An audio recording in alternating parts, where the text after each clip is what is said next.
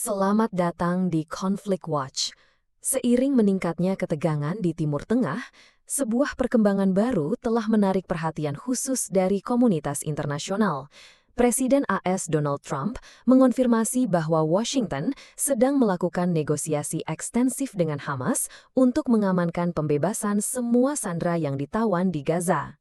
Trump memperingatkan bahwa situasi akan menjadi sangat sulit dan bencana jika Hamas terus menyandra, menekankan bahwa membebaskan semua sandera adalah satu-satunya cara untuk meredakan ketegangan. Sementara itu, Hamas tetap teguh pada pendiriannya untuk hanya membebaskan beberapa sandera dengan imbalan gencatan senjata sementara Israel terus meningkatkan tekanan militer. Situasi ini menimbulkan pertanyaan, adakah peluang solusi diplomatik, atau akankah spiral kekerasan terus merenggut lebih banyak nyawa? Kini, kisahnya melampaui meja perundingan dan melibatkan berbagai konsekuensi serta reaksi kemanusiaan dan politik dari komunitas internasional. Ikuti berita selengkapnya di berita hari ini. Presiden Donald Trump menyatakan bahwa Amerika Serikat sedang dalam negosiasi yang sangat aktif dengan Hamas dan telah berulang kali menekankan bahwa semua sandera harus segera dibebaskan untuk membuka peluang perbaikan situasi. Jika tidak, konsekuensinya akan mengerikan. Ia menekankan bahwa Israel memiliki hak untuk menentukan nasib sendiri, tetapi ia sendiri percaya bahwa tidak ada pilihan lain selain Hamas mengakhiri penyandarannya. Menurut data, sekitar 20 orang masih ditahan, bersama dengan setidaknya 38 orang yang telah meninggal. Pada saat yang sama, Perserikatan Bangsa-Bangsa dan beberapa negara Eropa, termasuk Inggris, Prancis, Kanada, Belgia, dan Malta, sedang membahas rencana untuk membangun kembali Gaza, sementara Hamas merilis sebuah video yang menunjukkan dua sandera hidup-hidup di kota Gaza, di mana Gagel Boa Dalal meminta Perdana Menteri Israel Benjamin Netanyahu untuk membatalkan rencana serangan militer tersebut. Israel juga melakukan serangan udara di Menara Mushtaha setinggi 14 lantai, menewaskan sedikitnya 30 warga Palestina, termasuk 20 orang di kota Gaza, menurut Kementerian Kesehatan Gaza. Para saksi mata mengatakan mereka menerima peringatan dari intelijen Israel beberapa menit sebelum ledakan yang membuat keluarga-keluarga panik mengungsi. Militer Israel mengatakan gedung itu digunakan oleh Hamas untuk operasi militer dan berjanji bahwa serangan lebih lanjut akan menargetkan infrastruktur Hamas untuk meminimalkan korban sipil.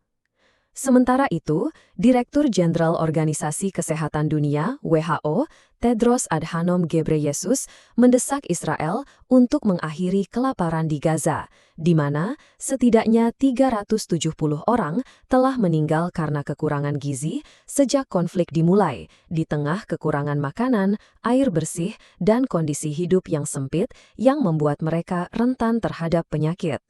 Di Eropa, kemarahan menyebar ketika para pendukung Palestina memblokir balap sepeda Vuelta a Spanyol di Bilbao, Spanyol, untuk memprotes kampanye militer tersebut. Menanggapi hal tersebut, Perdana Menteri Israel Benjamin Netanyahu memuji tim balap sepeda Israel karena tidak menyerah pada tekanan dan kebencian para pengunjuk rasa.